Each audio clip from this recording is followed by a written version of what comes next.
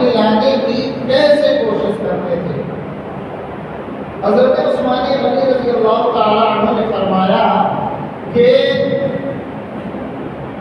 میں ایک مرتبہ رسول اللہ صلی اللہ علیہ وسلم کے لیے پانی لایا تو رسول اللہ صلی اللہ تعالیٰ علیہ وسلم مسکرا پڑے۔ پھر رسول اللہ صلی اللہ علیہ وسلم نے مجھ سے پوچھا کہ کیوں مسکرا رہے ہو؟ کیا تم مجھ سے نہیں پوچھو گے کہ کیوں مسکرا رہا ہوں میں؟ تو حضرت امیر المؤمنین عثمان غنی نے کہا یا رسول اللہ کیوں مسکرا رہے ہیں؟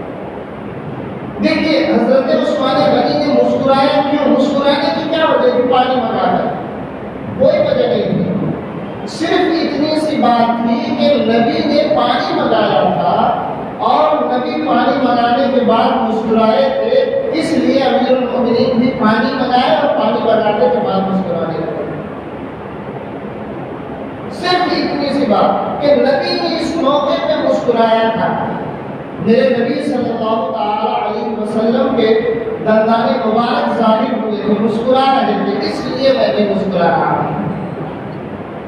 کس طرح سے صحابہ حریص تھے، خواہش مند تھے اپنے نبی کی عادتوں کو اپنانے کے۔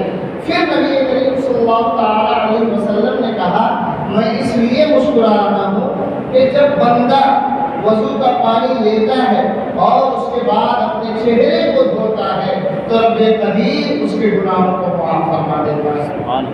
نبی مسکرا اس لیے رہے تھے کہ میرا امتی جب وضو کرے گا تو وضو کرنے کے بعد اس کے اعضائے وضو سے جو گناہ سرزد ہوئے ہوں گے رب قدیر اسے معاف فرما دے گا، اس لیے میرے نبی مسکرا رہے تھے۔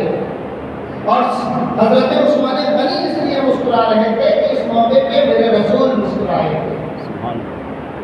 پھر اس کے بعد آخر میں یہ کہا کہ یہاں تک کہ اگر آدمی اپنے سر کا مسح کرتا ہے تو رب قدیر اس کے بدلے میں بھی اس کے گناہوں کو معاف فرماتا ہے، اس کے بدلے میں بھی اس کے گناہوں کو معاف فرماتا ہے۔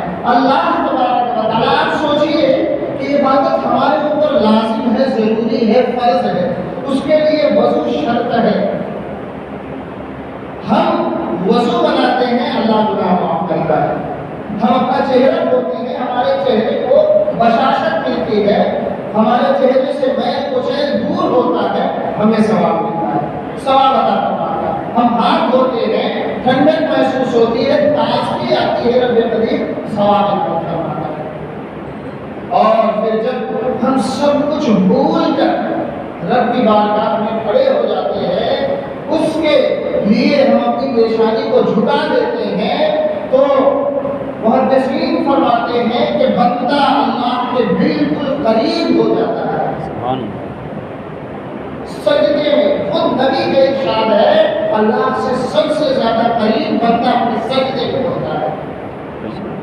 پھر اس وقت رب کی کتنی رحمتیں برستی ہوں گی، کتنی نیکیاں رب قدیر عطا فرماتا ہوگا، وہ ہم شمار نہیں کر سکتے۔ جی ہاں، جب ہم وضو کرتے ہیں تو وضو کے خطرات کے ساتھ گناہ گرتے ہیں، تو جب ہم سجدے میں سر رکھ کر اس کے لیے سبحان ربی الاعلیٰ یا رکوع میں جا کے سبحان ربی العظیم کی صدا بلند کریں گے تو کتنی نیکیاں عطا فرمائیں گے، اس کا شمار ہم نہیں کر سکتے۔ اور یہ نیکیاں اسی وقت ہماری منتظر رہیں گی جب ہم صحیح طور پر وضو کریں گے۔